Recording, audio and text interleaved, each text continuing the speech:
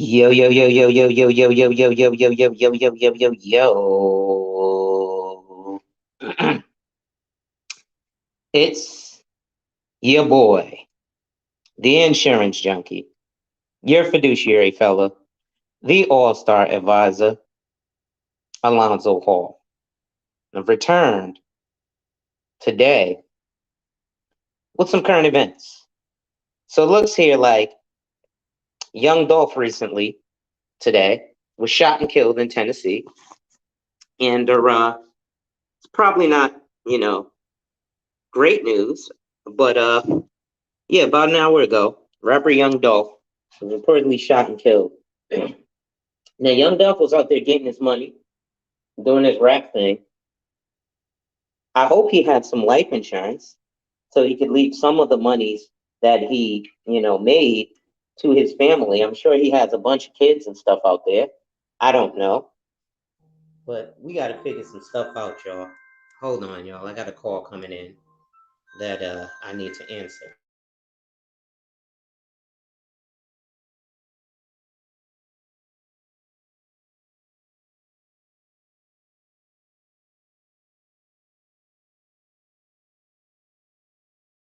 So young Dolph just got shot and killed in Memphis. Salute She.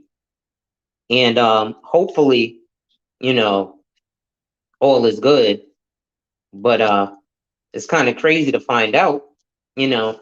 And I'm gonna say some cliche stuff that I get upset about with the black community when we talk about these rappers who get killed. And the cliche thing, as far as I know, Young Dolph was on a different wave. He was maybe speaking positivity, but for the most part, when I hear a lot of the rap music, it's Pop Molly, screw bitches, kill this one, kill that one. I'm a trap dude. I've got a 30-round drum, and you get they get stuck in these typecasts. And I was having a conversation with some other gentlemen, and you know, there's only 300 jobs in the NBA. There's only 300 jobs in the NFL. There's only about 10 people who are gonna have any prevalence in the rap game at one time. So, as African Americans, can we find some other avenues for making it big? Shit, don't nobody want to be an actor anymore and go into film and TV? Does anybody want to be a doctor anymore? Or do we all just want to be street guys? I saw a meme on Facebook, a buddy of mine, and he said, this is the type of, I was complaining about a lot of men in this space, complaining about the women. But then he said, this is the type of guy that the women were going after. What's going on, Wally? And the guy says, I'd rather have 20K of street money than a 500K desk job. Now, I found that funny because I also do taxes, and I've done taxes of the guys who would rather have that street money, and they barely scratch 13K.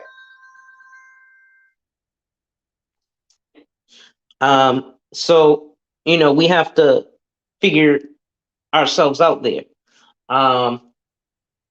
And there's so many different avenues that we can explore that we don't have to end with this sadness every time. It's ridiculous. He said, when I heard Young Dolph died, life insurance was the first thing that came to my mind. I hope he has life insurance or had life insurance. Now, what it was assumed with a lot of the record companies, they do have life insurance on the artists. But those are usually something called COLI, corporate-owned life insurance.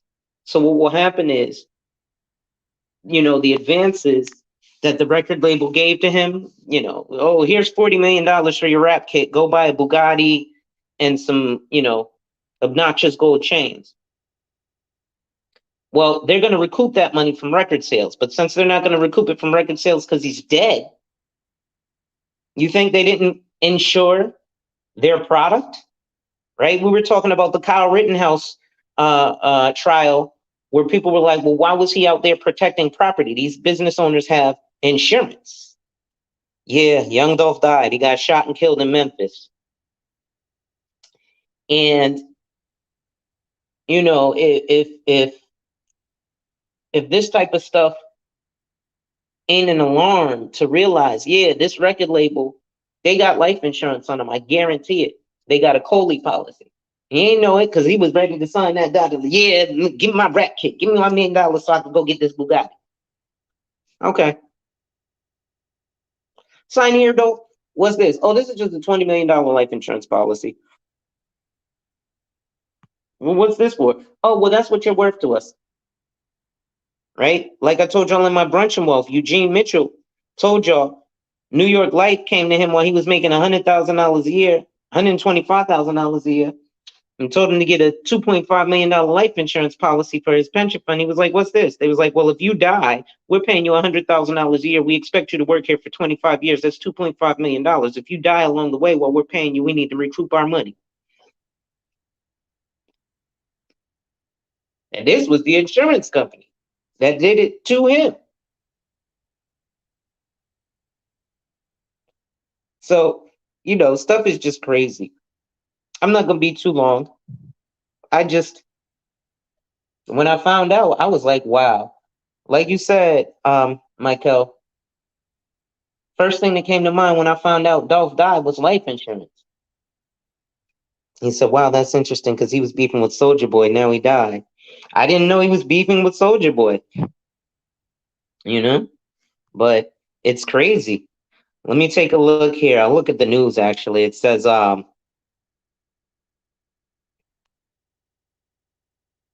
rapper Young Dolph gunned down in Memphis. Rapper Young Dolph was shot and killed in Memphis, Tennessee, Wednesday afternoon. Law enforcement sources confirmed to multiple media outlets.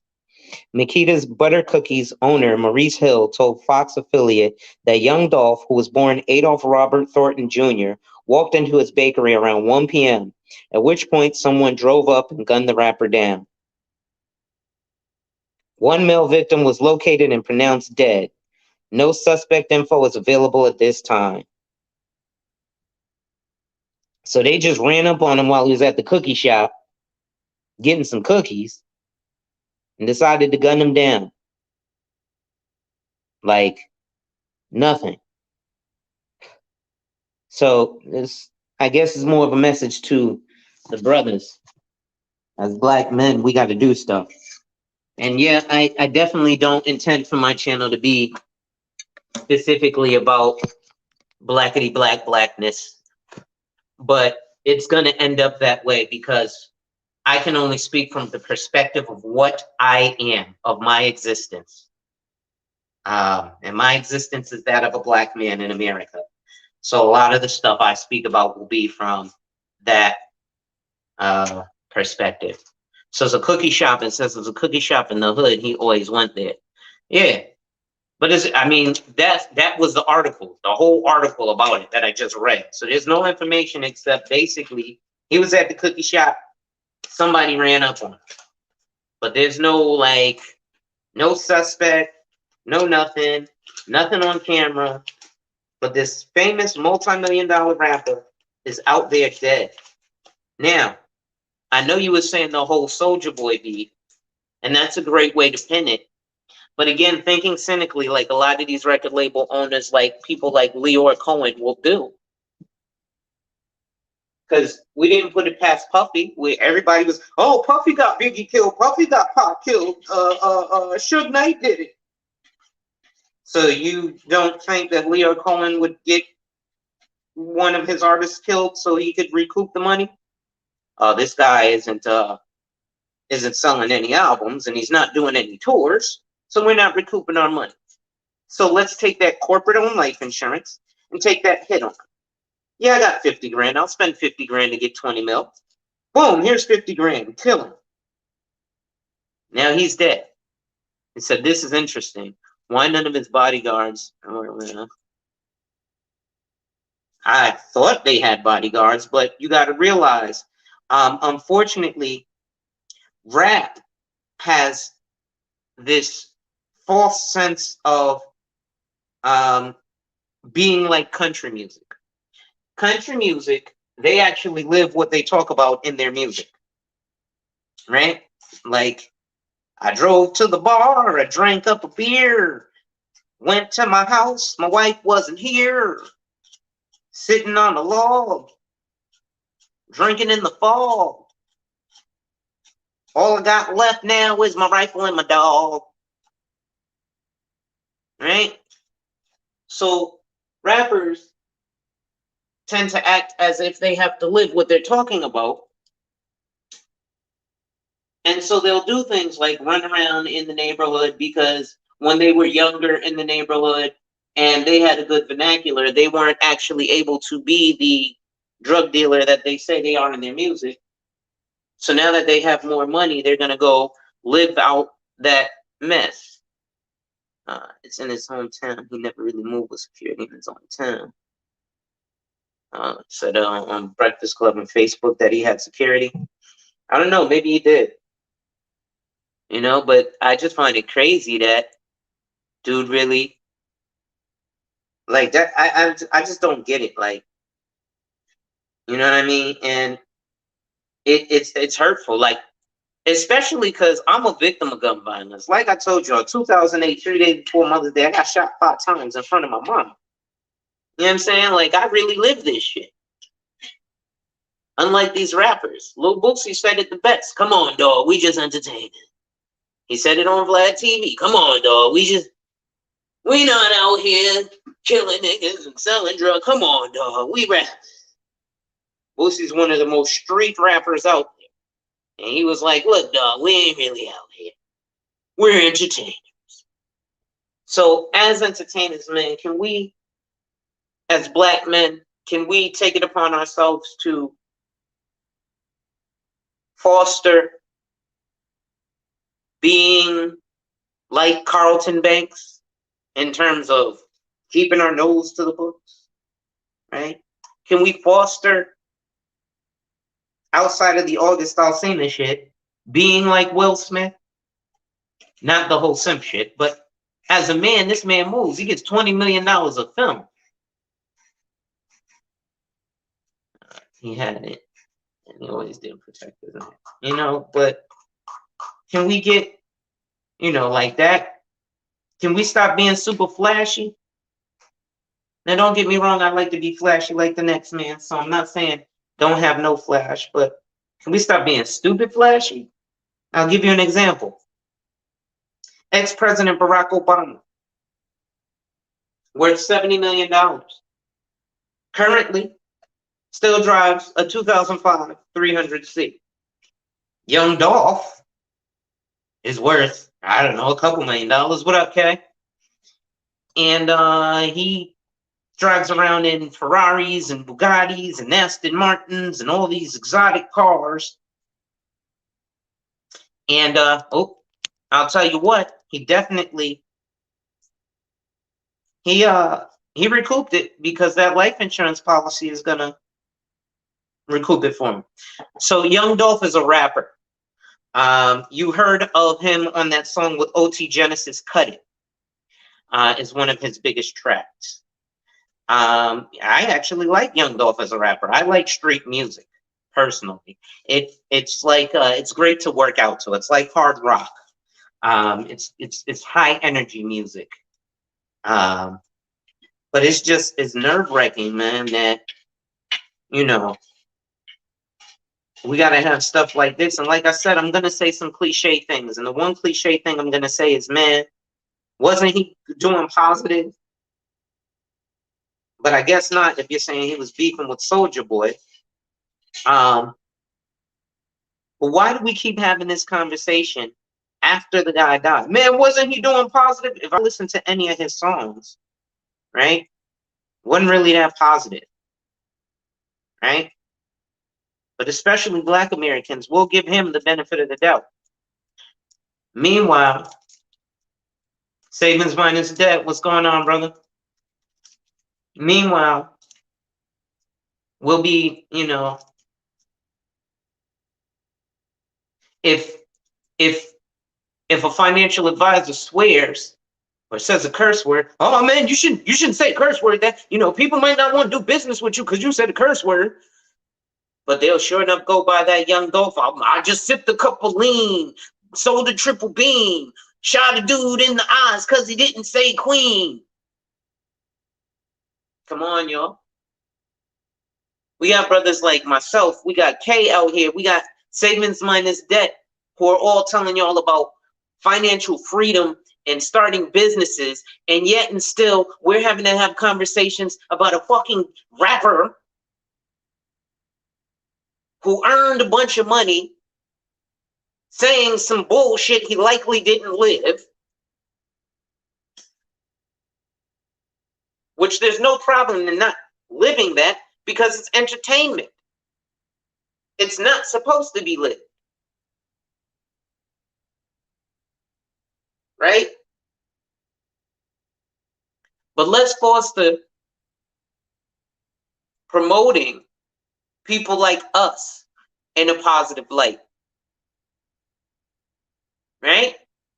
Instead of, when I talk to these young boys, right? I spoke to a young gentleman the other day who just got a promotion at his job at Dollar General from assistant manager to general store manager. And and Wally too, you talk, the money on your platform. And this young man went from making $8 an hour to $52,000 a year. And I was like, oh, congratulations, bro. Now you need to come see me. And his response, and he's 22. And his response was, yeah, I got to wait till I get my money right. To which I said, well, then never come see me because you'll never get your money right. Because if you're waiting until you are making more money, when you're making more money, you'll just be spending more money. And that's what people don't realize. So he was like, well, man, I'm young. I ain't got no kids. Do I really need life insurance? And I said, do you want to buy a house one day? Yeah. All right. Let's say average house is $100,000. The down payment is 20%. That means $20,000. When you going to start saving for this house? Because you're not just going to pull $20,000 out of the air, right? Oh yeah, well, a couple years before I'm ready, maybe 5-6 years. Okay, so why don't you get the life insurance? Because it grows at a 2% monthly compound interest rate, faster than a bank account, faster than a money market account, guaranteed, unlike any investment, because an investment, you have the risk. Much more easily liquidatable. And when you go to the bank to qualify for the mortgage, it'll actually add to your net worth. So you'll be able easier to qualify because they'll say, what are your assets or your liabilities? And you'll have an asset of a life insurance policy for, let's say, $250,000. And it'll be a cash value policy that you've had for at least 2 years. So there will be cash built up in it. So they'll see that you have the down payment for the house. But now I'm 22 with no kids. I don't need life insurance. It's not death benefit check. It's life insurance. So that means that life events that happen are where you can pull from this life insurance. Not being like young Dolph and die, and our first thought was life insurance. I hope when he dies, he leaves something to somebody. Fuck leaving something to somebody. What about building for yourself?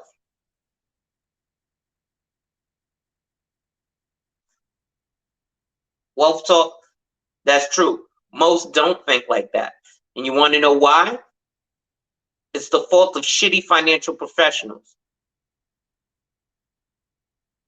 What do I mean by that? Ain't no fucking body telling y'all this.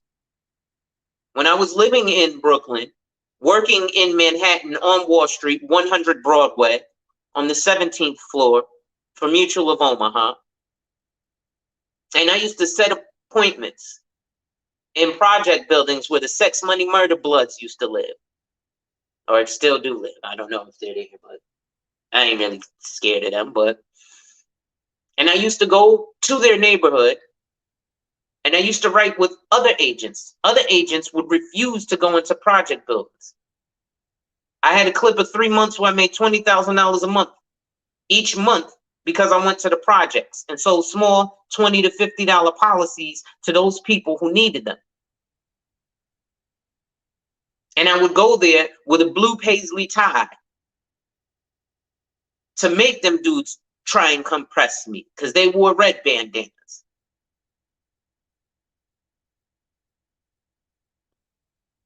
Right? Young Dolph and all our rappers talk about all this cocaine they said.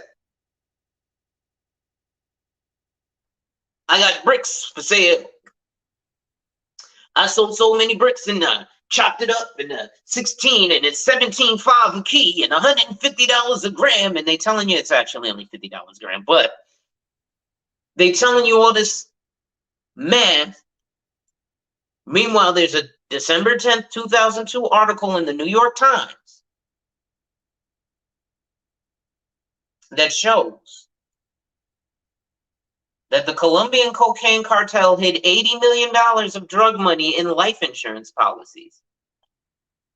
But dudes in the hood still calling themselves El Chapo. I went to the Risley Dent projects in Brooklyn. Talked to a dude who had a nice summer. Dude had a run of 3 summers and winters where he was flooding the streets with nickel bags of sour diesel consistently. 3 summers straight.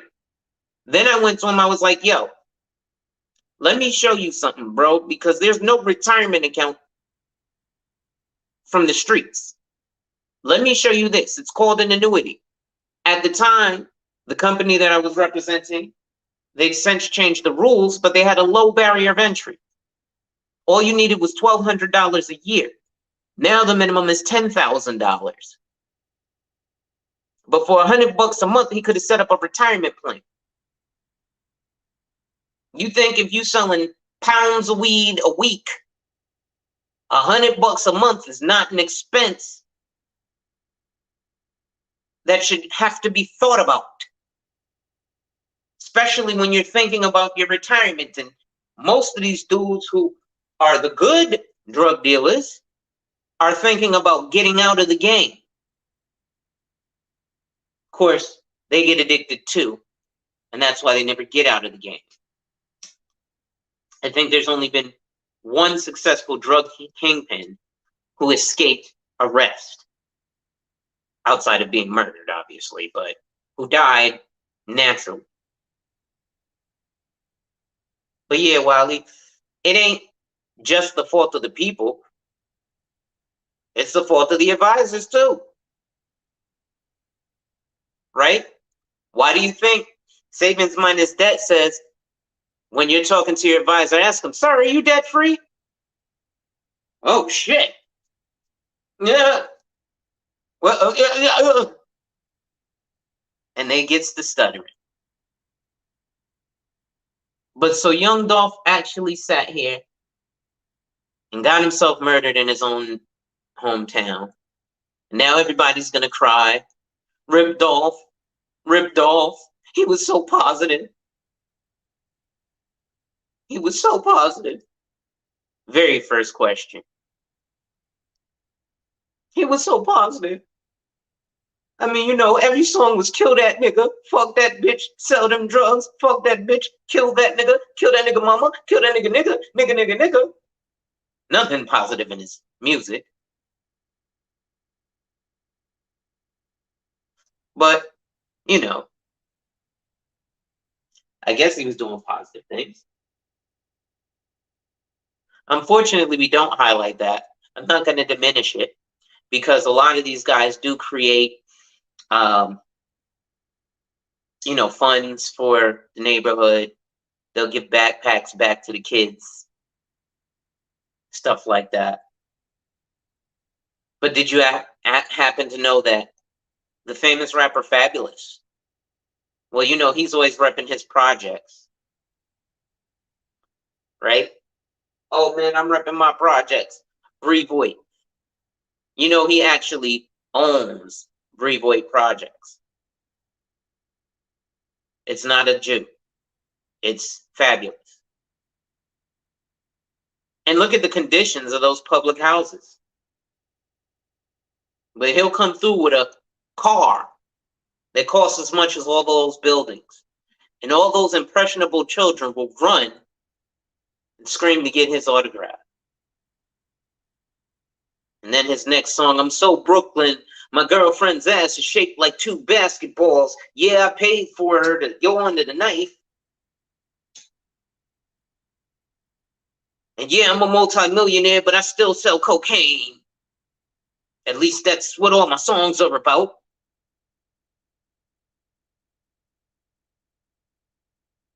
Because I'm the plug. She's in love with the plug. Yeah, I'm fabulous. I own your projects. The ones that have rats and roaches that you live in. And then when you see me, you spit your bars, so maybe you can get out of these projects. Unfortunately, that's capitalism at its best. But it's the reality of the situation, right? That's how it be, though. It's just crazy, man. Like, I don't know, man. I fear for our future. And I guess I understand now why people like, Dolores Tucker were hefty on Pac. Because there's a dichotomy here.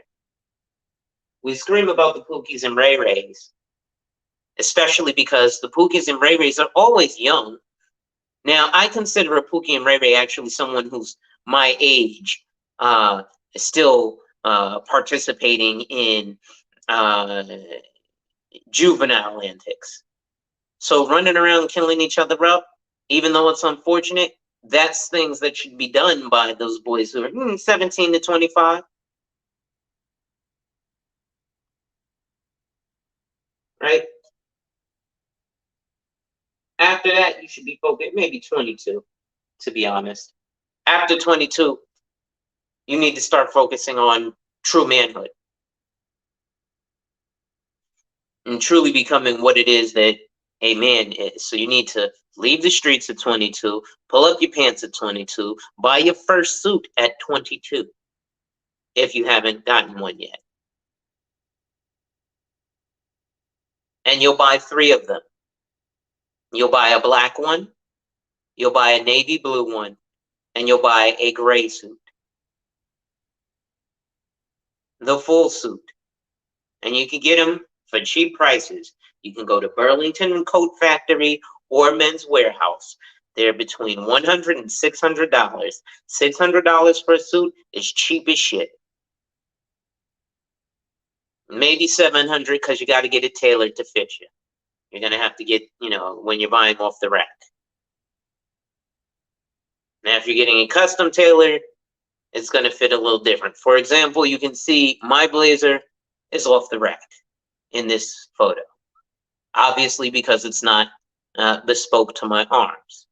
I happen to wear a strange size. I would be, I guess, a 36 regular, but my arms are a 34 because I'm slender. That's semantics. But things like those conversations. I had a gentleman who is a fraternal brother of mine who, when I was 27 and he was 42, he asked me a poignant question. He said, do guys your age talk to each other about things like retirement? And this was around 2000. I want to say this was in 2010. And I really couldn't answer that for him because at the time, no, we didn't. But at 29, Yeah, I should have probably been, or 27, I probably should have been looking at retirement. But nobody told me that. So it's upon us as the OGs to just pepper that into the conversation. We can still talk about LeBron Duncan in the post. We can still talk about Shorty got a fatty. But let's look at some solutions, right? Let's look at young Dolph. I'm sure he has multiple baby mamas. He's a rapper from Memphis, Tennessee, with a lot of money. So I'm sure he's got a few baby mamas. And I'm sure they all had him on some form of child support. So wouldn't it have been poignant to have life insurance to pass something down to those children? Or even like Russell Wilson did with Future's kids. See, he didn't just take on Sierra and that baby. He did the ultimate slap in your face, what some would call a simp move. But I would actually call it a flex. Number one, Future was behind on his child support, and Russell Wilson said, keep your coins. Keep your little coins. We don't need them. Now, that's an absolute flex. Dudes would call that a simp shit, but I would call that a flex. Why would I call that a flex? Because Future is busy talking about, I got all the money. I woke up in a new Bugatti. Nigga, money ain't a thing. And you're behind on child support. And another nigga told you, nigga, we don't need your little coins. Remember, you supposed to toss 100 and make her feel flaunted even if she don't want it.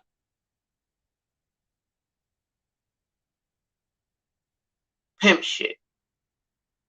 But he went a step further and bought Section 529 college savings plans for like all, I don't know, dozen of Future's children. That's impactful, right? Because now all them kids' college is paid for. There's a few ways you can do a Section 529. You can do a savings plan, or likely what Russell Wilson did and what the wealthy do is you lock in college at the price that it is today. So for example, if Russell Wilson decided to pay for Yale for all of the children, Yale is approximately $400,000 a year. So he put 1.6 million dollars for each one of those children away. And now Yale is fully paid for. Now, Yale in 20 years won't be, it will probably be $1.6 million a year, but he'll be able to just give up that $400,000 a year. Because of the way it grows and shit too, but it's lit. But those are some of the things that we can encourage, right? Let's encourage people like Neil deGrasse Tyson. Or let's encourage people like Charles fucking Faulkner. He was a police officer, right? I got a cousin who's an NYPD officer. Why aren't we encouraging that? These men put their life on the line. We all be like, fuck 12 till we need them. Right? The moment I need Popo, I'm calling 911. I ain't playing none of that street shit no more. Hood thug, call me a bitch. Yep, I'm gonna be alive. You gonna be locked up. And that's how that's gonna go. I'm gonna be alive, and if you ain't locked up, you're gonna have to deal with months of court, which means missing out on work, or if you ain't got to work, missing out on leisure. Ridiculous. Freaking ridiculous. But so back to Dolph. So the baby mama. Actually, before I go to Dolph, let's use child support, because that's a topic that a lot of men talk about. Right? And again, I have no dog in that fight. I'm a married man and can't save for your kids' college if you're still paying for yours. That's a fact. That's an absolute fact. But one of the things that I helped a buddy of mine out with, he was living in Brooklyn. He was working at a church, and he Had a baby's mother, which a lot of us do. And his baby's mother was about to take his son from him to another state. He was like, yo, I'm messed up, man. How, I need to figure out something, da da da da da. So I sat with him and I did a financial analysis, quoted him some life insurance policies, had him buy the life insurance, not only for himself, but also for his son. Salute, Mike. What's going on, brother? How are you? Not only for himself, but also for his son. And then he took that and he took that to the court. And the judge took a look at him favorably. Well, why did the judge look at him favorably? Well, he showed a bunch of responsibility. Well, how did he do that? Well, he sat with a financial advisor or a financial professional, an insurance agent, and he identified and then took steps on protecting his lifestyle. So he made sure that in this, because we went over his budget and everything, he was able to pay his monthly child support, pay his life insurance policy, and pay for the life insurance policy for his son, which was going to be used to fund college. The judge said, well, look, miss, you can give him custody because you're leaving and you're going somewhere with no job, no nobody, no nothing, no job prospects, no nothing. You're just going to basically go on Section 8 and get an apartment on the state. This man is working a job. He's on the books, this, that, and the third. And he brought documents from an impartial third party of him making sure not to shirk his responsibility.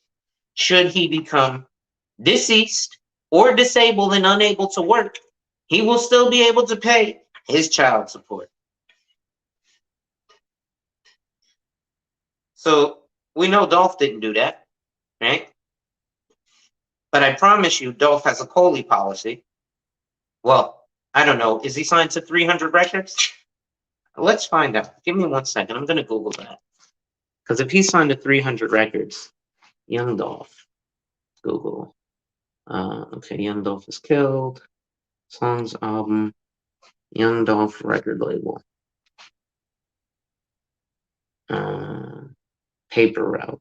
Okay, so he was signed to. Oh, he had his own record label, Paper route. Okay. Signed a partnership deal with Empire for distribution. Okay. Well, that's what's up. Okay, so he had some nice stuff set up. I didn't know he had his own label.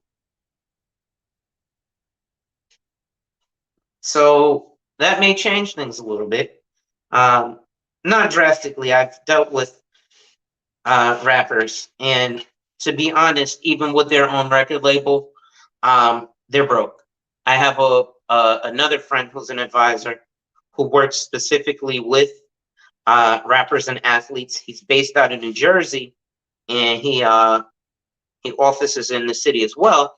Even though we're competitors, we're in the same field, and we're black men, so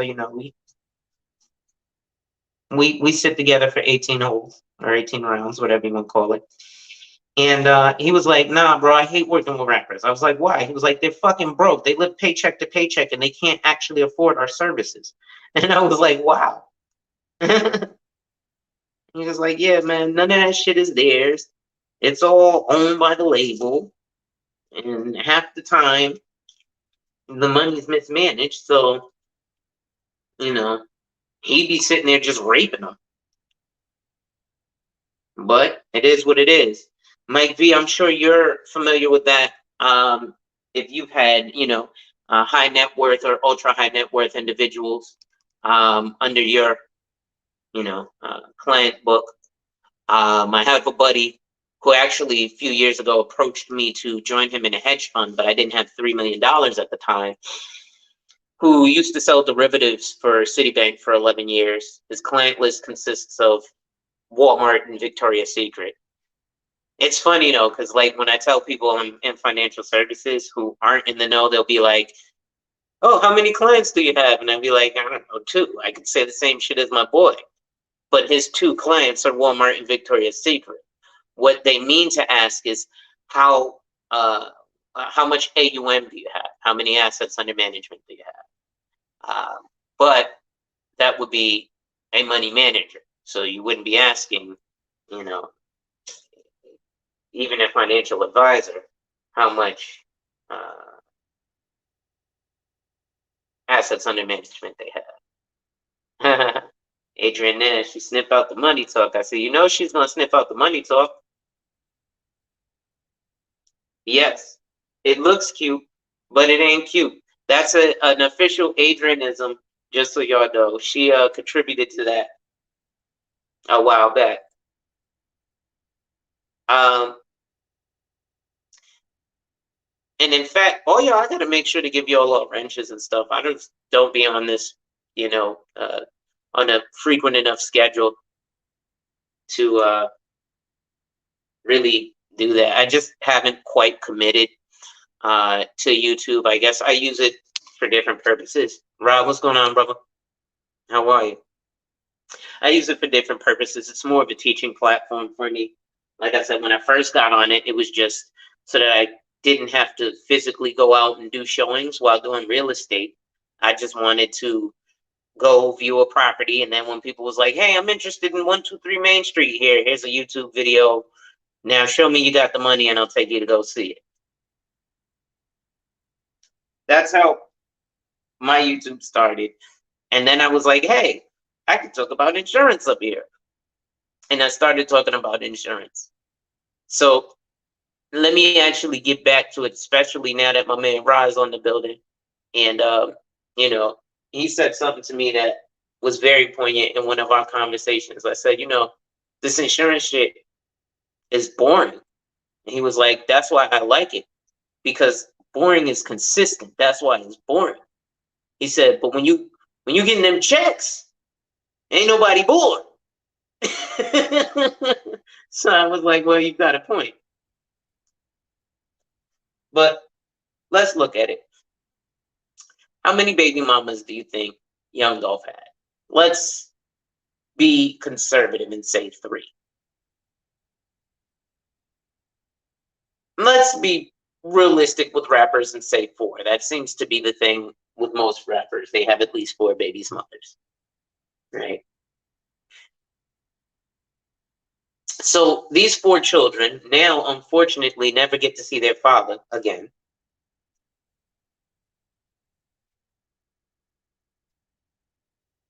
And he said, feedback loops of consistent, boring money is what I need.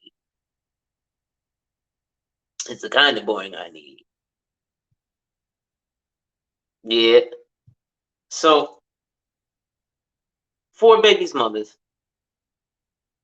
And he could have set up college funds for each one of his Bugattis, because, those Bugattis are $1.2 million. Those Rolls Royces are, a couple of $100,000.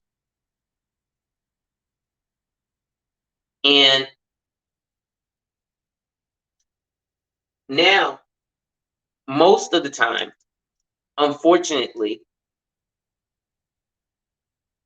he hasn't built his foundation. So what that means is, whatever his net worth is, it's likely not easily liquidated. So she says, other than that, money in them life insurance policies, Roth IRAs, etc. You can make a life insurance policy in IRA. I'll teach y'all about that. I know Ron knows about that. We've spoken about that for a few conversations. We've had some lengthy conversations about, just in-depth in life insurance and financial products, right? I don't know if y'all saw my last video, but go check it out. It's talking about it says the only thing you can buy that will guarantee you won't run out of money, which is an annuity. But I don't say anything about it. I let Tom Hegner tell you guys about it. Now, if you're not into the financial services world, you probably don't know who Tom Hegner is. But for Black America, it's a white guy, so you'll believe him. She said, Jesus, let us pray. 4 baby mamas, you're done. So with those 4 baby mamas, let's assume he bought them all out. So that's an asset, as long as he paid off the house. But let's say, and I'm giving him the benefit of the doubt here, because I want to look at this in a positive light, because we have to look at things positively. And again, a lot of this is the fault of the financial professionals for not telling you guys this stuff, right? I can tell you guys this stuff, but then you also have to go to a professional who knows how to manipulate the software or the product to what it is that you are asking to be done. And sometimes that's not possible. Like I had a guy who wanted to get $1 million life insurance policy and be able to borrow against it the first year. And I was like, you can do that, but it's going to cost you this much. Oh, well, I don't want to pay that much. Well, then you don't want to be able to borrow against your $1 million policy the first year. Right? So 4 baby moms. Bought them all a house. Now, the rest of his net worth is likely going to be inside of investments. Let's hope it is in investments. Let's say he's got some stuff in some crypto. Let's say he's got $1 million in crypto. Let's say he's got $2 million in $8 million in the stock market. Right? And well, let me check his net worth real quick, and then I'll try and give some more kind of realistic numbers. Now they're just talking about him being shot. Okay, his net worth is $3 million, so he ain't buying and having $8 million in investments. So his net worth is $3 million. Oh, HSAs. You can also get an FSA, which is a flex spending or savings account. Those are generally also set up through your job or outside of your job. But so he's worth $3 million. So let's say he's got $500,000 in crypto, $500,000, a whole $1 million in the stock market. His house was worth $1 million, and then he's got his cars and stuff that are paid off. Now, notice I didn't say cash in the bank, but he's got investments in the stock market, which is good. He's got real estate, which is good. He's got cryptocurrency, which is an investment. And, things look positive. Now, let's break that down. Let's look at the liquidation of those assets. So, with his investments, they're going to have to call his stockbroker. Well, his executor of his estate, assuming he had an executor of his estate that he elected and he didn't die intestate, which means without a will, which means that the state will decide how his stuff gets divvied up. And Adrian, I'm sure you can speak to that. Am I incorrect so far in anything I've said about the divvying up of assets by being intestate? So We're assuming that he did have an executor of an estate and he did have a will because he was with a record label. And sometimes, even though I didn't see it with Mo 3 and I didn't see it with Gladys Knight, and I didn't see it with, well, no, we did see it with Michael Jackson and Kobe Bryant. But they have no, or let's say he has the will. They still have to liquidate all of that stuff. Okay, so you have two options because the house is owned free and clear, right? We're gonna assume he was like, yo, I'm balling, I'm buy this house cash. Best way to do it, by the way. Because now you own it. So he's got the cash. Or the property. Cash. So that's taken care of. The liquidation of that property, however, is the difficult part. Now, let's say they say, well, screw it. We're going to move into his house that he lived in alone. But he got 4 baby mamas, so which one gets the house? Well, likely he didn't have a will. So he's going to die intestate. So the state is likely going to say, look, nobody gets the house. We're going to sell it on the open market, and whatever the proceeds are from it, y'all get. Okay. This is $1 million house. Not a bunch of people got $1 million just to go buy a house in Memphis, Tennessee.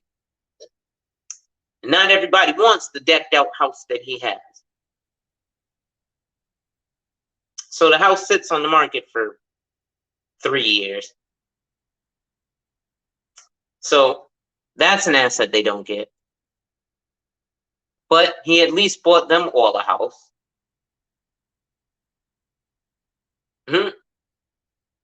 Run that Monte Carlo simulation. So at least the houses that he bought them, he bought for them. And again, I'm giving him the absolute most benefit of the doubt.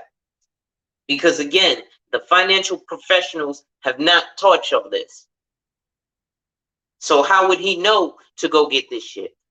How do I know that the financial professionals don't teach y'all this shit? Well, part of the reason I call myself the all-star advisor is because living in Brooklyn, New York, it was very easy for me to gain access to the Barclays Center during the NBA draft and try to become a financial advisor to some of these new NBA players. Now, I'm going to sound real cliche when I say this. I ain't yet land me a baller, but I got me some dudes who went back to asking if you want fries with that. What's wrong, babe? Oh, that's all right. So, pardon me, my wife was asking me something. And these guys don't teach this stuff to these new young players. Ask Carmelo Anthony. Ask anybody on the Jets.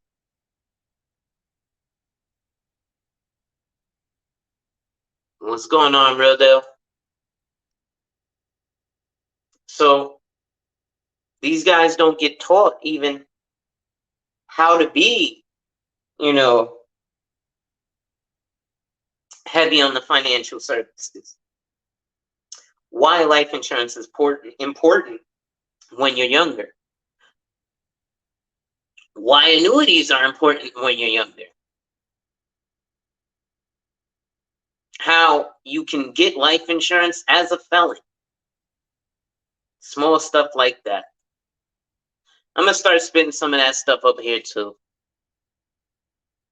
Because it's important. And, excuse me. I need to get me some water. That whole young Dolph thing just really, I don't know. It messed me up. But imagine, okay, so they don't get the house that's $1 million, but at least he bought them all a house. So the $500,000 in crypto and the $1 million in stocks.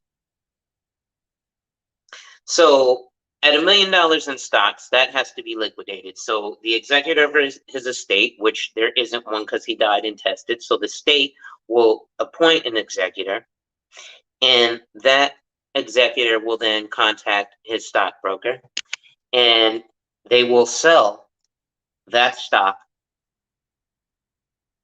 or those stocks, that portfolio, at whatever price, generally the lowest price, inside of 6 months.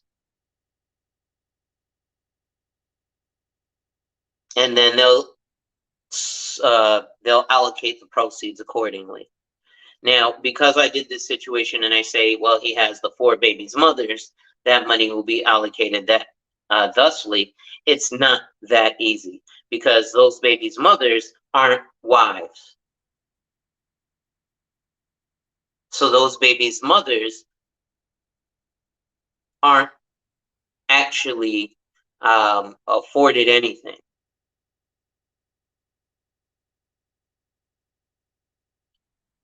Now, likely, he didn't buy those babies' mothers a house because he's only worth $3 million, so they still live in the projects. So let's paint this picture a little more realistically. Salute, brother. So let's paint this picture a little more realistically. So he's worth $3 million. He got $500,000 in crypto. He got $1 million in investments. He got $1 million house. He got 4 babies' mothers. These are, like I said, these are arbitrary numbers. These aren't the actual numbers, but bam. Yeah, hit the like it and all that good stuff too. Salute, thank you for that, Real Deal. Get the likes up, y'all. And she said, oh shit, that estate is eroded away. Those babies' mamas have to go into probate court and fight it out. Attorney's fees, court's fees, and such what. And just so y'all know, this woman is a paralegal in estates. So guess what she deals with and sees on a daily basis? This stuff. So those 4 babies' mamas that probably still live in the project. Maybe he bought them all a car or something, you know. I bought my baby mama a Benz. She got roll nice.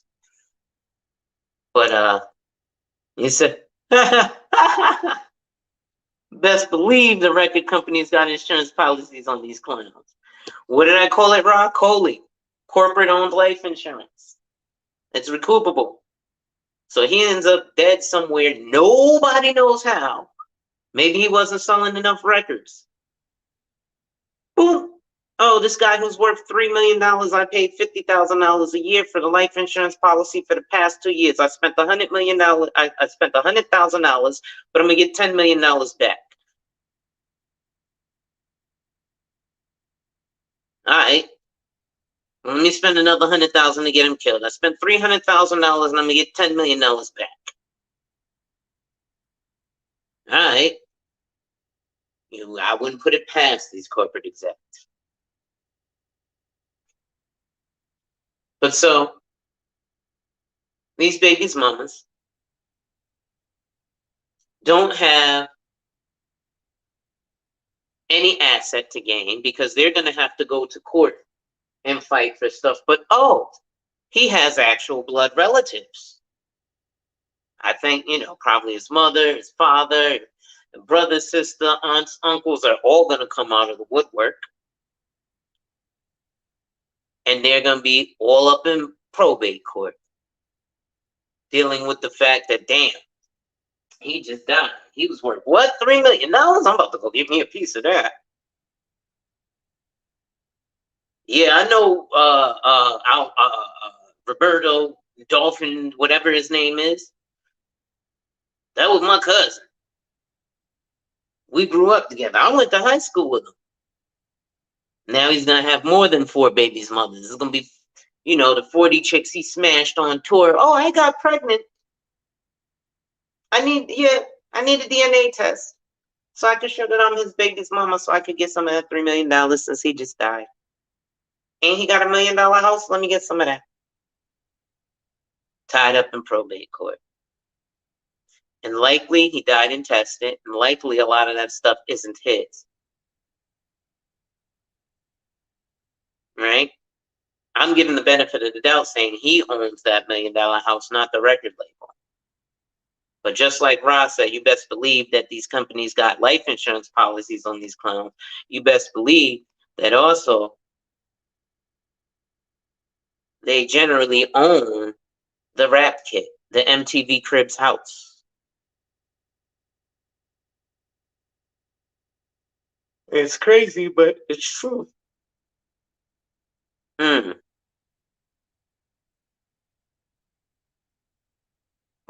What's that say? Probate court, the last place you want your estate to be at. Courts will pilfer your estate and erode the wealth built up. And then Wiley said, the money being collected by the pockets of your work and on top of his head. Exactly. They're getting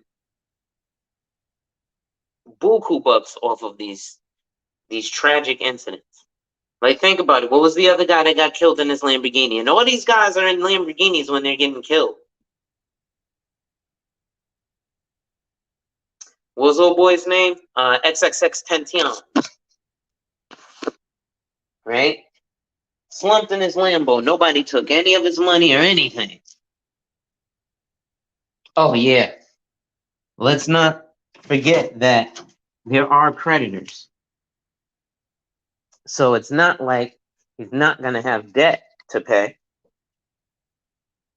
Because generally, a lot of these entertainers live on a financed lifestyle. I can give you an example. Actually, I'll give you a real life situation that occurred. So there is a young lady whom you guys, some guys have seen that I have a picture with from Love and Hip Hop. And she was at a credit repair seminar that I was with. And she was explaining how she was $21,000 in debt and had less than $17,000 in her bank account. Huh. And then estate taxes, yes. And I'll put it to you like this. You guys know who this young lady is, but I'm not going to say her name. But she threw some fruit at a dude on Love and Hip Hop. And I'm sure there's probably a lot of situations like that. So that's probably vague, but that's good enough. Said, I've been to Memphis. Why in the hell would you want to live there when you have money? Listen, whatever floats a person's boat, it is what it is. But what I find ironic is this is just it's a tangled web. Because again, you know, like you said, Adrian, there's going to be family popping out the woodwork, right? And then shit, creditors will eat up the estate. And let's look at that. Like I said, the woman was over $21,000 in debt and had less than $17,000 in the bank. So let's say it was those exact numbers. She's negative $5,000, but she's all over your TV, or her worth negative $5,000, and that's just that debt. We don't know what kind of mortgages, etc. she had, right? And again, being slaves to that debt, they have to keep up a look of a lifestyle. So let's say they're not in debt to creditors, but again, a lot of that money has to be recouped by the record label. Oh, yes, this is true. The creditors do get paid first, and the beneficiaries get paid last. So that means, let's say the record label fronted him $3 million. And he went and bought all that stuff and had a net worth of. Ain't that a fact? I remember that. Rest in peace to Havoc too, though. But we got to get that mentality out. right? And like I said, we don't need to necessarily leave the hood. We need to put the neighbor back in the hood, but we do need to get the fuck up out the projects. That's just that, you know. We can actually own some shit, right? Now, I was having this debate with some gentlemen on another panel, and they were talking about, well, there are black communities, and I was like, yeah, there are. Salute my brother Perfect Timing in the building. And I was like, yeah, there are other black communities, but there aren't black communities as there are Little Italy, Little Korea, Havana Town. I think the only one may be Little Haiti, and that's in Miami, Florida only. You have massive populations in places like Michigan, where they are heavily, I guess, Arabic or Middle Eastern descent. Massive. You have massive Middle Eastern Muslims in Georgia. Massive amounts. Actual communities. We don't have that as African Americans. Now, if we could put the neighbor back in the hood, we can have that. That's going to take a lot of work. That's going to take stuff like Perfect continuing to go and do his show and be authoritative like he is. Why? Because he's not just talking to us 40-year-old men who some are over the hill, some are lost. Some need to pull ourselves up by the bootstraps and some need a pat on the back. But he's talking to his son, who's in his 20s, his nephew, who's 15, my godson, who's 10.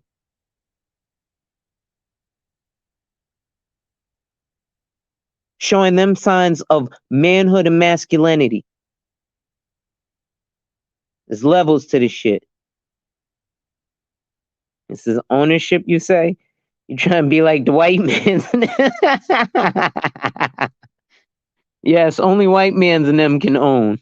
He said Atlanta has a huge Asian population and Middle Eastern. Right? But these are the things that we can push down to our younger generations, man. Right? Dolph gone, right? And don't get me wrong, right? I'm mad about, because his music wasn't positive. But like I said, I'm damn near 40. I can discern that it's just some motherfucker saying some bars on the track. I ain't 16 trying to go live what he's talking about. And if I am damn near 40 trying to go live what he's talking about, that's a problem. That's a Pookie and Ray Ray.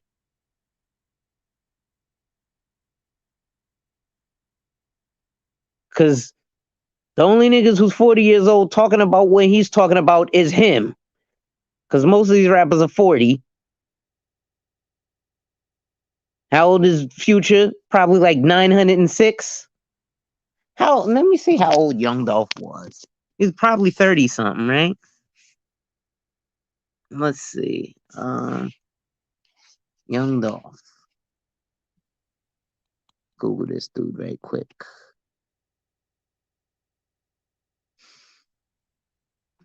Let's see here. This is crazy. Adolph Thornton Jr. See, he donated $25,000 last year to the school for new sports equipment for his high school.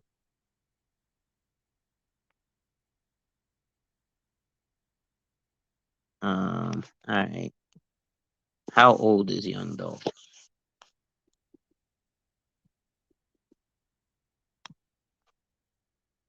36. So, like I said, damn near 40. Boom, good looking, perfect. He said 50, 50, 11. But yeah, so only damn near 40-year-old man walking around like these dudes needs to be these dudes. Because they're doing it for entertainment purposes. I ain't saying we ain't got it. We got to stop wearing t-shirt and jeans and shit. But, you know, let's set an example. Like I said, there's a reason that I got pissed off the other day about, the collared shirts and dressing a certain way. Why? Because as a black businessman, man, this shit's crazy. Motherfuckers ain't taking us serious, so we gotta go beg for jobs. I was on the panel with a dude, oh, I got a business. Hold up, motherfucker. Can you employ any of us? Well, if they have this particular skill set, then no, you can't employ any of us. So we ain't protecting ourselves. Don't get me to start cooking up here, man. I ain't even mean to start cooking. But y'all know how it goes, man. It's just insanity, brothers. 36 years old. I'm a year older than him. Should I be running around talking about cocaine and lean and he's fucking every 18-year-old he can find.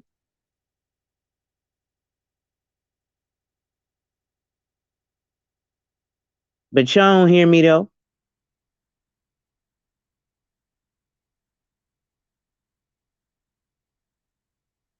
We know Future is too. Right?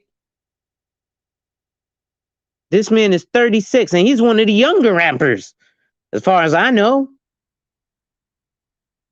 But I always confuse him and Moneybagg Yo for some odd reason. But these dudes, man, to set up so much, that 25 racks for backpacks.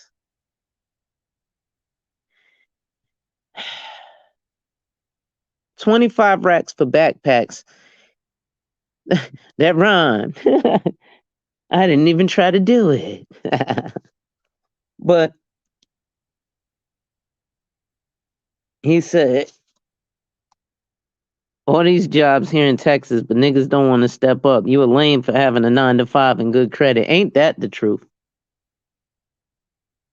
You got a 9-to-5. Man, listen.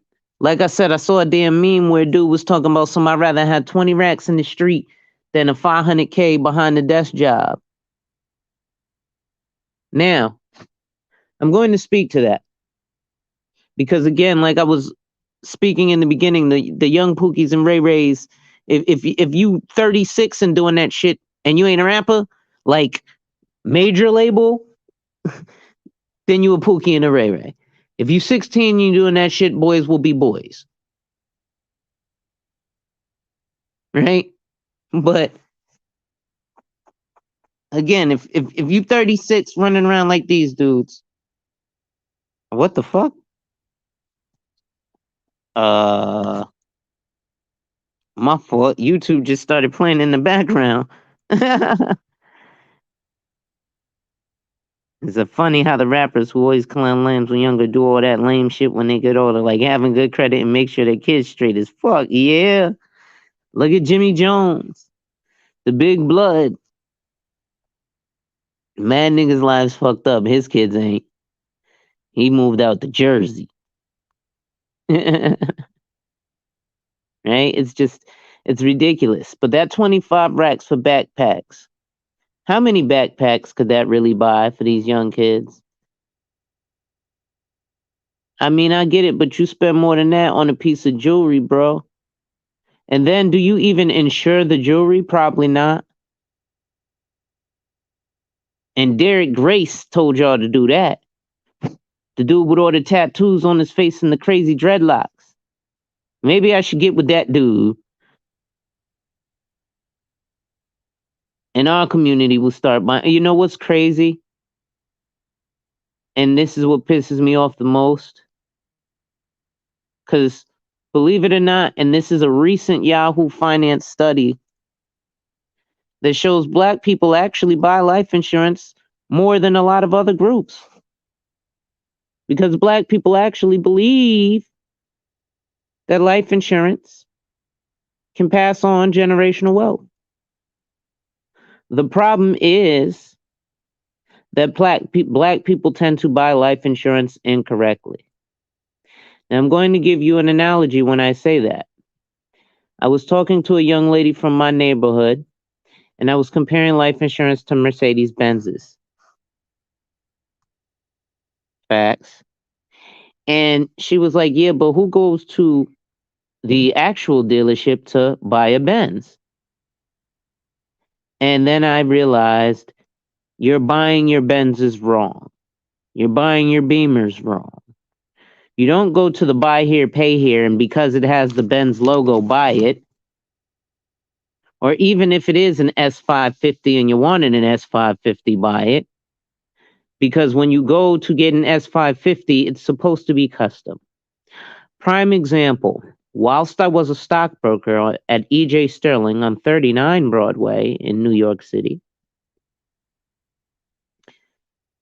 the rapper, the original Baby with the star tattooed on the crown of his head,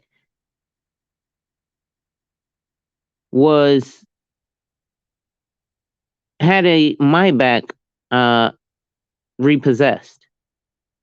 And ironically enough, around that same time, the CEO of my company, who also made cold calls, was like, wow, that's crazy. I didn't know he was worth that much. And I was like, who? And he was like, the rapper Baby. I just got off the line with him. I was like, really? I was like, nah, he's broke. They just had a article in the news. He got his Maybach repossessed. He's like, that's funny. You're talking about that. Yeah, here's what rich people do.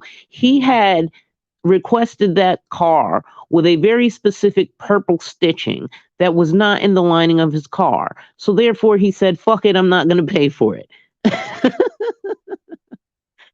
And that's a little story about how you buy a Mercedes Benz. So yeah, you wouldn't have that underinsured. Says, yeah, I know a woman whose husband died. Thought she would get paid out, only to find out he had accidental coverage. Oh, damn.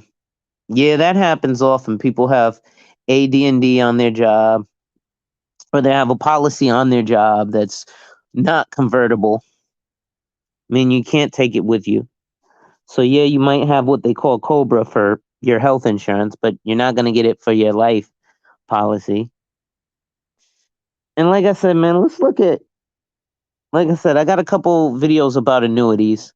And I'm going to look at some other, post, I should say, some more stuff about annuities, or look at posting some other stuff about annuities, because annuities are very interesting. And they are the only product you can buy that can guarantee that you don't run out of money. And $10,000 is actually a very low barrier for entry. There are companies that won't allow you to do anything under 100K. Shit, there are companies that won't let you buy a policy less than $750,000. John Hancock won't let you buy life insurance unless you buy 750K or better.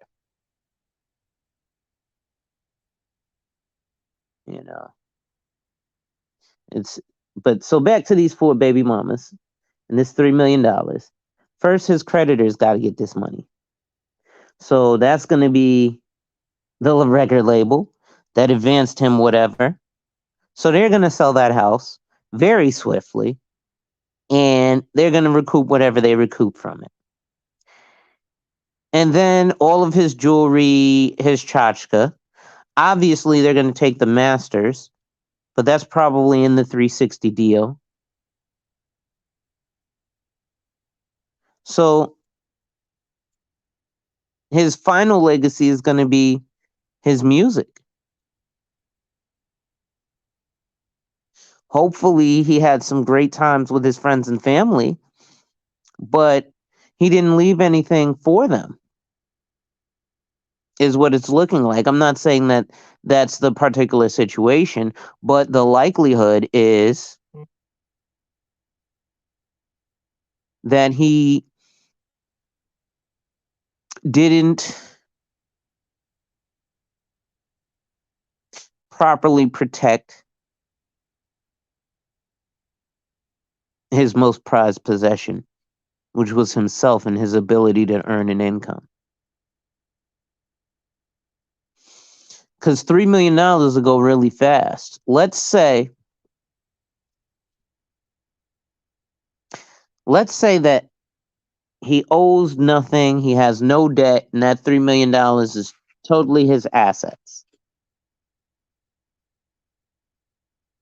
And all that is $3 million cash in the bank. So it's very easily liquidated. And the state decides, well,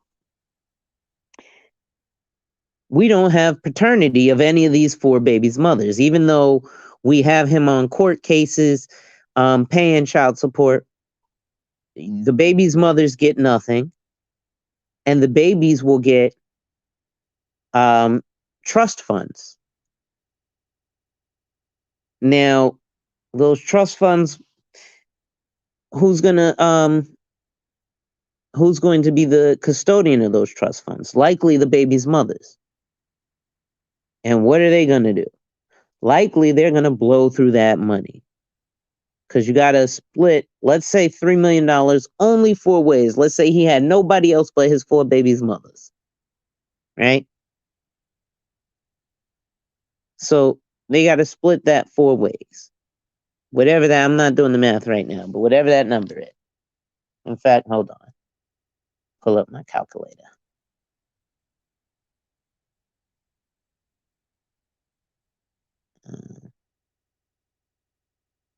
So 3 mil.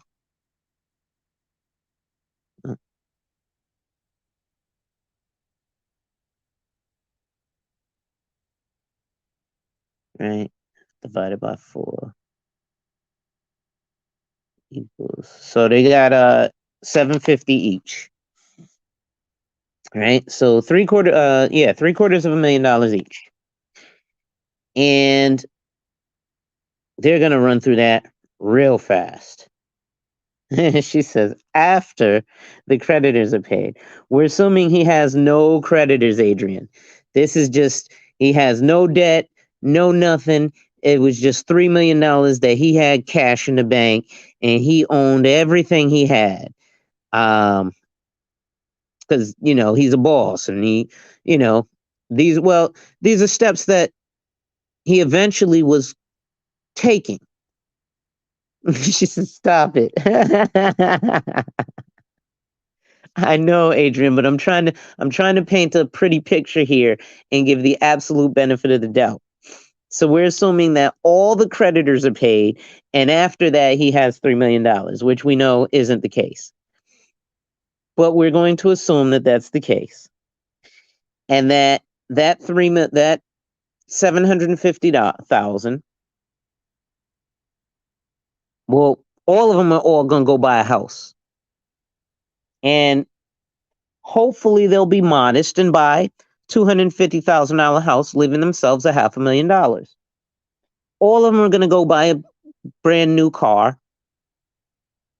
Now they're not all going to buy a Porsche or whatever, right? Some of them will be modest and buy a Jeep isn't that cheap either. That new Grand Wagoneer is $100K. He said, when it comes to money and black people, there is no decent situation, sadly. That's not 1,000% true, Wally. And again, that misconception comes from not enough financial professionals educating folks. right? Um, so we have things like Ariel Investments, which is a 37-year-old black company. They're actually part of the reason that Charles Schwab gave $10 billion to black women. Ariel Investments president and CEO is a black woman. I can't remember her name at the moment, but her father set up the company back in 1984. And they've partnered with Charles Schwab for many a years now, a few decades, about 30 years. And they rock hard body, so that's a good company that we can actually speak of. That's a decent situation. And there's many more. Now, the difficulty, as you're speaking of, Wally, is the collective, which means 51% or more.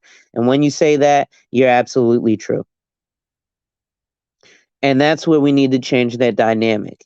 Even if we can change it by 2% so that the collective is doing better, meaning 51% or more, then we'll actually make strides.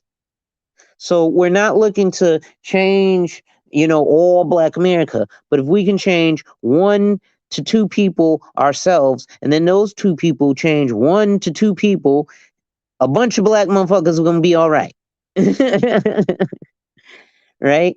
We're still going to have our dregs of society. That's inescapable. But the dregs of society do not need to be the majority, they need to be the minority.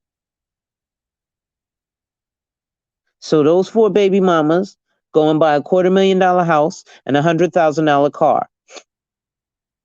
Right? So that leaves them with what, 400 grand? So with 400 grand, they gonna go buy a wardrobe for them and their kids. So let's say they spend another 100 grand on wardrobe for them and them kids. So that leaves them with 300 grand, right? Now, with that 300 grand, you still have to maintain that household. So they got to do things like buy a maid, buy food, furnish the home, because even though you bought the home, you got to furnish it. So that's probably another 100,000. So now they're down to 200,000.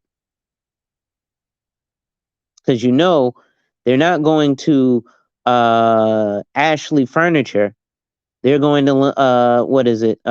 Ethan Allen. I'm so mad. I had this wood Ethan Allen couch. It's actually in storage. I may go get it. I'll wait till I buy a house. Um, but yeah, obviously they're gonna go to places like Ethan Allen. What's the Jennifer Convertibles, the leather store, Lazy Boy, uh, you know, Bloomies or Bloomingdale's. Um, and that's obviously where they're gonna go get their clothes and stuff. Yeah, said Ethan Allen. Boom. Tell me about it, Adrian. Ethan Allen is the ish. And I got the whole set too. It's I got the love seat, the full length sofa, and I have the side chair, but no armoire, unfortunately. Such is life. But so 200 grand is gonna go really, really fast because they're gonna have to do things like pay property taxes. She said no, they're gonna go buy a gold toilet like Kamara Lee Simmons. I'm gonna give these ladies the benefit of the doubt that they're conservative and that they would, because of where they come from, that they would be willing, able, and understand how to stretch a dollar. And so with them being able to do that, I would, I just give them that benefit of the doubt. To be honest, just I would hope that they would be able to do that. I'm not gonna say that that's a absolute figure, but this dude being she said extreme makeover, yeah, That's definitely everybody's getting new wardrobe. They probably are gonna get gold toilets. They're gonna get a dog, right? And this money is gonna go very, very fast. Now the difficulty is when you can't keep up with the maintenance, nobody's left you an inheritance that continues, right? Because even when you get these, let's say you get the life insurance and he left them all $750,000 of life insurance. It's likely that he didn't put into the policy something called a spendthrift clause because there are riders and different languages that you can put into the life insurance policy. So, what is a spendthrift clause, and why would it be smart for somebody like young Dolph, who left his baby mama's $750,000 of life insurance, baby mamas of a rapper who are frugal and conservative? Hey, uh, you never know. um, but so those the spendthrift clause is a way to avoid someone running through their life insurance proceeds. Generally, when you get a life insurance policy, it's in a money market account. Nowadays, they'll just, mail you the debit card. They don't make the agent deliver the death benefit check anymore. But now they just, mail you the debit card. It's an 0.5% interest rate money market account that's banked from the life insurance company. Yes, Spendthrift Trust. So there's something called a spendthrift clause, so that this baby mama who definitely ain't gonna be frugal and conservative doesn't run through that $750,000 in 1 year and then end up back on the street in the projects talking about my baby daddy wasn't shit. He ain't really had no money. He used to talk, and all he did was rap. He ain't really had no bread, right? And this is unfortunately what occurs all too often. It's a sad reality. And, you would just hope that maybe we could take, some sort of a cue from this. Because I don't know, it's just hitting different. We're seeing too many young folks that are just being snipped out and not like I said, we ain't even buying it right. Because we don't know. Right? Spendthrift clause. Nobody knew about a spendthrift clause. When I learned about a spendthrift clause, I think it was my second year in the business, because I went to the Bronx to go sell a life insurance policy to a retired police officer who was now a private detective. He was 65 years old and his wife was 45. And he wanted to leave her $25,000 a year for 10 years. So he bought a $250,000 life insurance policy. He said, but I don't want her to get it all at once because she'll blow it. So we figured out I figured out that he could get a spendthrift clause. Obviously, I had to initially do more research. And at that time, Google wasn't what it is today. But I was able to find out, oh, yeah, let's just put this spendthrift clause in. And when you die, she'll get it, but she'll get $25,000 a year. Well, and now, I don't know if he died yet or not, but, these are things that we can put into our policies to actually help, the future. He could have had a policy that while he was alive that could have been solely for that debt, those creditors. Kind of like, Ra was saying, I'm positive that the record label had an insurance policy on them. You think not? That's why they have something called COLI, corporate owned life insurance.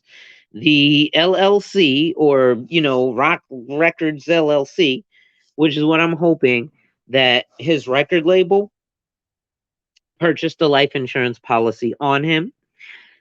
And because he was the owner of the record label, he didn't have life insurance on himself, but his company, um, Rap-A-Lot Records or whatever it was, had a life insurance policy on him since he was the owner of that policy. And that's something that more rappers, even if you are 36 and not mainstream, need to do. If you're going to say you want to set up this, legacy, you want to be remembered, don't be DMX. you know?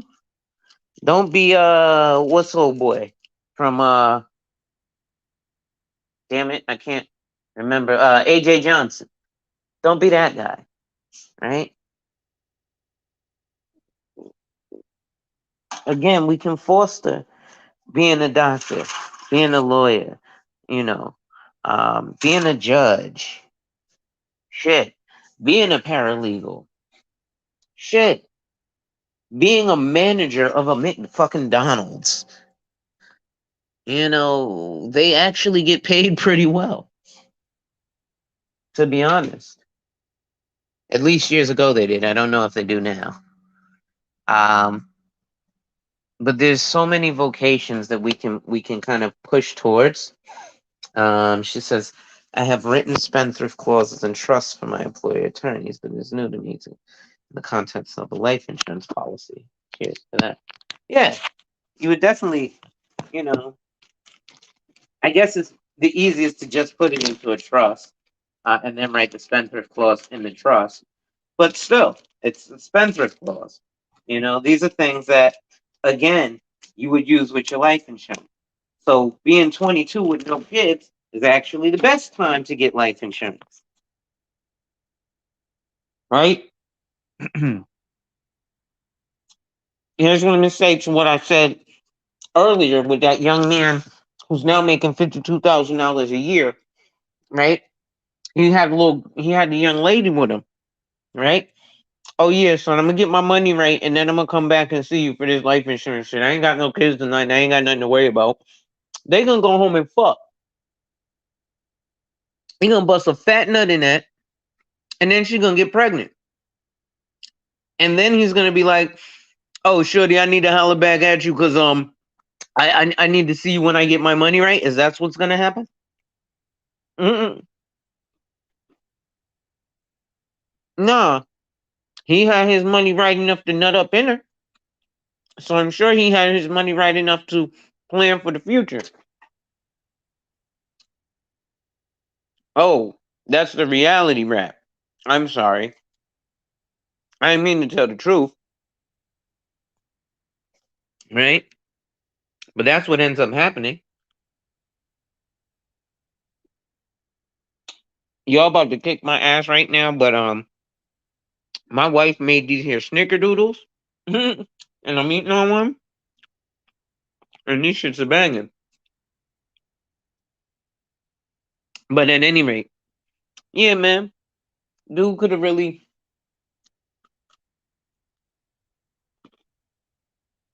made that legacy, because there's too many dudes who I wait till I'm later.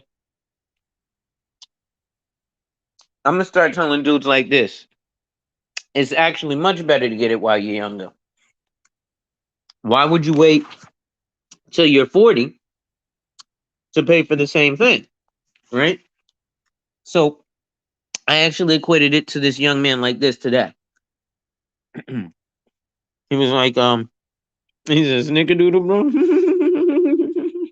Yeah, wifey gets in her baking mood, and it's holiday season, so she's definitely gonna be in a baking mood. Luckily, or unluckily, however you want to look at it, we're not in Brooklyn right now, so damn, this shit is banging too. She normally during Thanksgiving she makes these sweet potato pies. Oh my god. Art in the Star, what's going on, brother? So she makes these sweet potato pies that are and then she made this pot roast the other day. My wife be cooking. Hmm.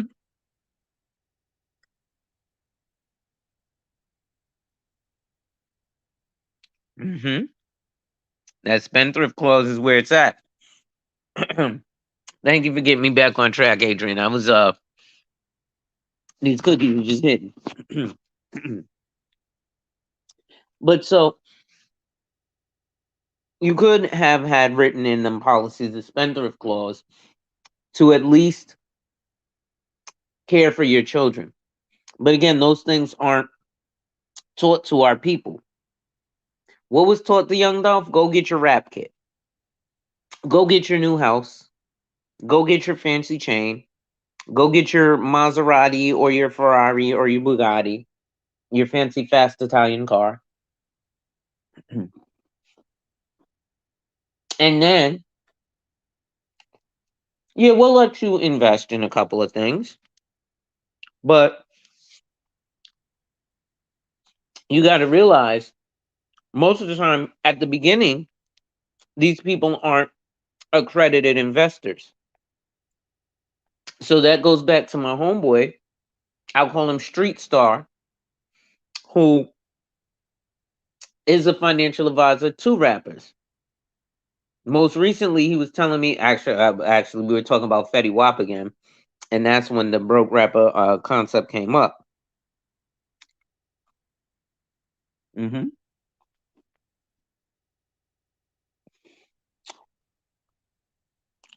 You have to have checks and balances when it comes to making sure the purpose of the trust is realized.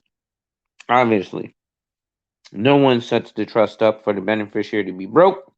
It would defeat the purpose. That makes absolute sense, brother. And that's the whole concept here. Is that I'm hoping, you know, somebody is in these guys' corner going, hey, when you set up the yeah, she definitely gets it in on the snacks.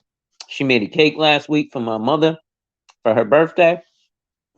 My mother took the entire cake. I was like, well, damn. But it is what it is. It was her birthday. So she got her cake. But so this dude, like I said, hopefully somebody's in these guys' corners telling them, yo, listen, you need to set, man, listen, I'm gonna tell y'all some real shit. Like I said, I talked to some of these rappers too. I know a local rapper from Texas. I spoke to him about the life insurance. Oh, I don't trust it. Da da da da. Listen, bro, I ain't trying to bullshit you. Right? He was very close friends with Mo 3. You know, this dude is Grammy nominated. He done shit with Jamie Foxx, all that. Regular dude. But, you know, when I sat down and I did a financial consult with him, just closed off to it. But yet I see him, and we Facebook friends. I see him going blowing $9,000 on some 14 karat gold earrings and shit with diamonds. Nigga, your kids can't eat that after you get plugged in the streets like your homie Mo 3, and I'm not trying to wish that on you. But you know what you do in these streets, and that shit catches up. Said I'm going to be a turkey cooking kitchen this weekend. 3 turkeys for 3 different households. Good God. Well, you get your cook on. We are going to be in New York City, I think. I don't know what I'm gonna do. I done been invited to, ironically enough, 4 different, I don't know, 3 different households myself. My mother didn't bother to invite me. She figured I was going to go with my wife, and she figured we weren't going to do anything this year because we had it at our house last year. But we probably gonna go to her mama house.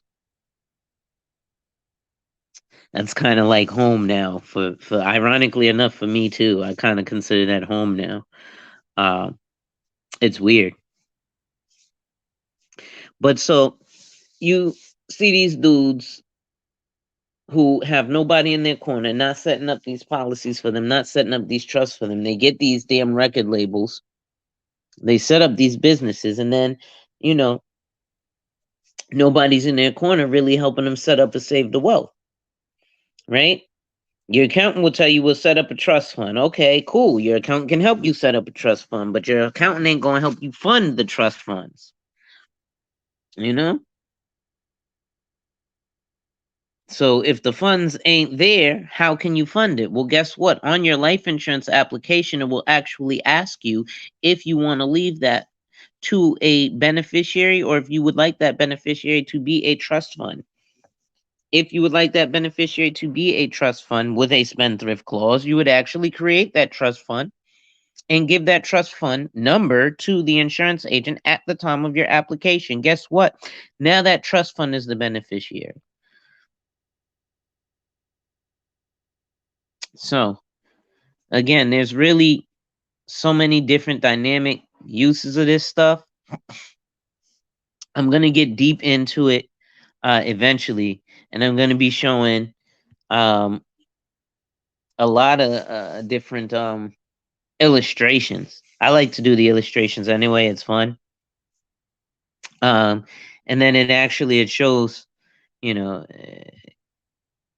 it's actually a lot because a lot of agents, you know, like I got some new agents who are itching to get out there and make money, and I'm like, oh, I can't wait to actually sit with the client because that's the fun stuff, and it's not as easy as it seems, right? There's other stuff like underwriting, right? And people don't teach y'all stuff about this neither, right? So let's look at me, for example. I don't have life insurance. Why don't I have life insurance?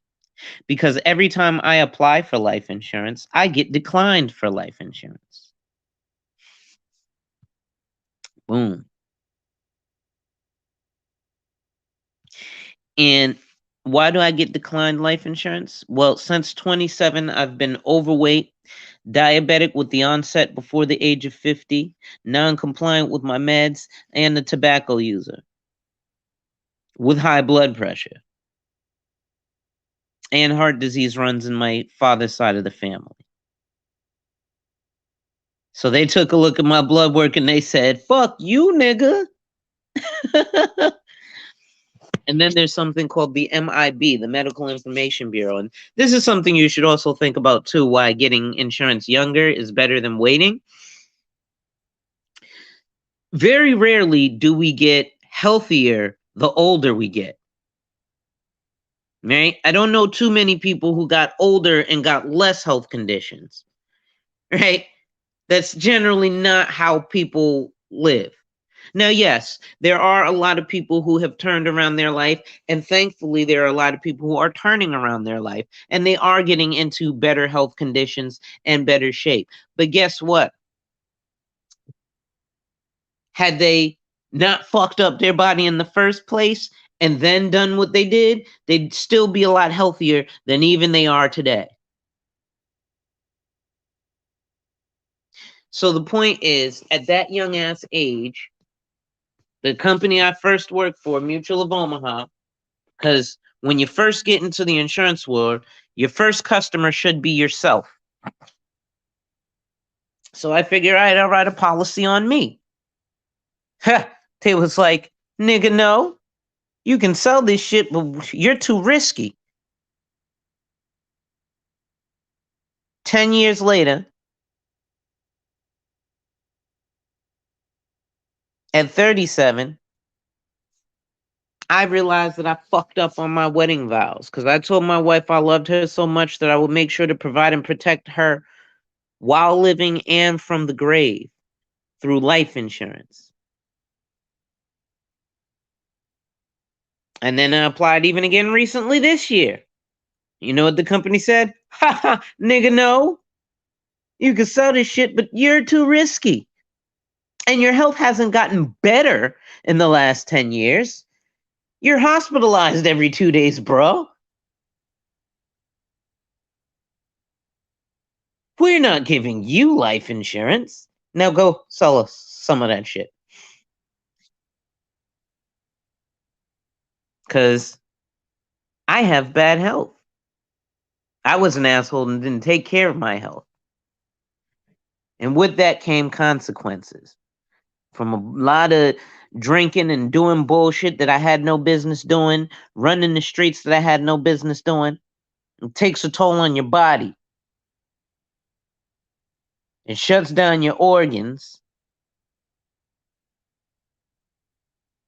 And then when you're a man who's encroaching 40 and you're thinking about building a fucking legacy, creating your future, pioneering for not just your future, but the future. And then you realize, well, in my 20s, because my neighborhood and everybody had us all fucked up thinking getting drunk and high was the thing to do and fucking up our insides off malt liquor and shit was cool. Now we're all 40, living like octogenarians, and we can't even make sure to protect our family's future. I'm not the only one. Now we can't be those responsible men we want to be. But had somebody at 40, when I was 16, instead of telling me, yo, come out here, cuz this is what we do on the gang. Drink this old English with me. They call me double B's, cuz I just got out 10 days ago. I'm trying to fuck some bitches. Y'all niggas got some weed? Yeah, this how we do on crit. That nigga didn't tell me that shit and have me fucked up doing all this dumb shit. If he would have been like, yo, man, you probably want to get some life insurance. Get your ass in school. Go get a job. Nah, that's not what these 40-year-old men was telling us back then. How do I know? Because that's not what these 40-year-old men is telling you now. How do I know? Because what the fuck is young Dolph saying? How do I know? Young Dolph is fucking 36, basically 40, saying the same stupid shit. Y'all don't hear me, though. Right? It's cute, but it ain't cute. This is real lives and legacies we playing with. Y'all really want Black Lives to matter? Fucking do something about it. Some niggas is picking up arms. Go ahead, pick up arms and do what you must. But if you pick up that arm, you make sure that you use it to protect the black man, woman, child, family, nation. But y'all ain't really doing that. Y'all pulling guns on me. Oh, y'all forgot. I told y'all I got shot 5 times in front of my mama. But niggas get shot every day, B. You'll be all right. You tough, right? Cameron voice. That's the reaction we get now. Well, why is it that common that niggas get shot every day, B? Crackers get shot every day, B, too. But they ain't running around talking about I got shot every day. Niggas, rednecks get shot every day. Like I said, they live in their music. Right? They definitely live in their music. So let's just think about that, y'all. I don't know, man. It's not just us because we don't control 100% of our image. But what we can do is, again, instead of being 36 and calling myself double B's and telling all these fucking young men who were me and my homies between 16 and 21 to come drinking old English with you and learn about how the streets work. You could have taught us something constructive. Or told us, listen, don't be like me getting stuck in the streets. Don't be double B's. Why? Because double B is now 55 years old and a homosexual. So he's begging women for different women for a place to sleep at night.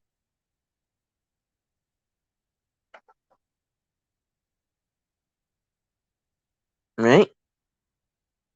Insanity.